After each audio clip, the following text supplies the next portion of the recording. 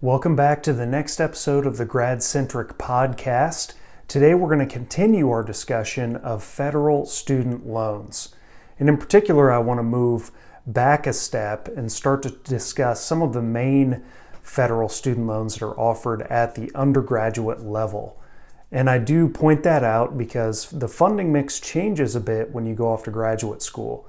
As you can imagine, to give you a little bit of a backstory here, the government is very interested in allowing undergraduate students to get that initial college degree because it's important for our economy to have college-educated graduates that go out and do things like engineering or accounting or what have you. It's important to have college graduates, especially in specific fields.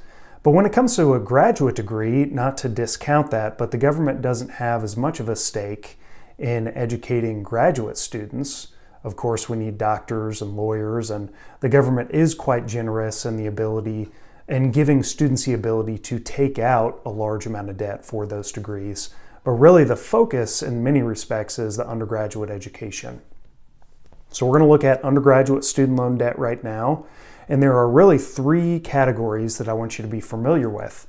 If you're looking at a financial aid letter, for instance, it might be rather confusing to look at a scholarship that's maybe being offered by the school, but then also try to parse out what's being offered to me by the government, and the names are confusing, etc. And so this podcast will hopefully give you a good roadmap to figure that out. The first loan type that I want to talk about is the direct subsidized student loan. This is a loan that's offered to the student. So you fill out the FAFSA, you get your information over to the schools that are listed on the FAFSA. They go about packaging the financial aid that you qualify for.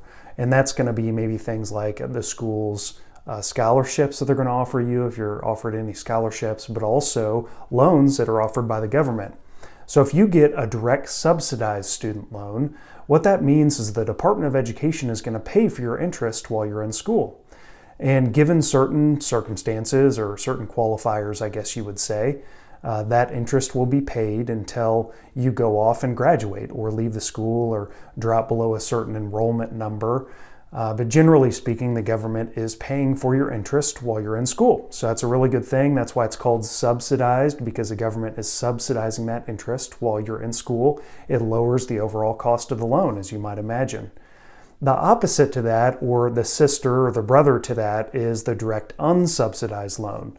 So as you might imagine, this is a less favorable loan in that the government will not pay for your interest while you're in school. So instead, you have to start paying interest when you take out the loan, just like many other loans that are out there. That doesn't mean you shouldn't take out the direct unsubsidized loans. These still have perks. The government is offering it. So they still have some of those great programs that are attached to loans like this. First off, I kind of like to say that both of these loans are subsidized by the government because they tend to be low interest loans. And actually, if you're taking these loans now, historically low interest rates attached to these loans. So they tend to be really good in that regard. Also, students don't have to go and get a cosigner. So if you were to go out in the private student loan space, they'll look at the student's income and assets and they'll say, hey, there's not a lot here. I need somebody else to sign on this loan to make sure I get paid back. The government doesn't ask that of students in most cases, and so that's a really good perk as well that would be a benefit versus going out to the private student loan space. So we have subsidized, we have unsubsidized student loans. A final one that I want to talk about in this episode, which I'm not talking about all the loans that are out there, but these three are some of the main big ones that you need to know about, is the Parent Plus loan.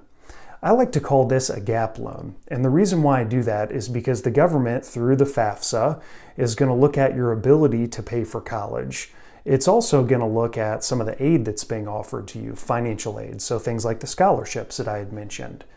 But if the government does all these calculations, or the school does all these calculations, and they realize that you still have a gap between the full cost of attendance and all this aid that you're being offered and your ability to pay for college, the government might offer you what's called a Parent Plus loan. And that's to really cover that gap that you're experiencing.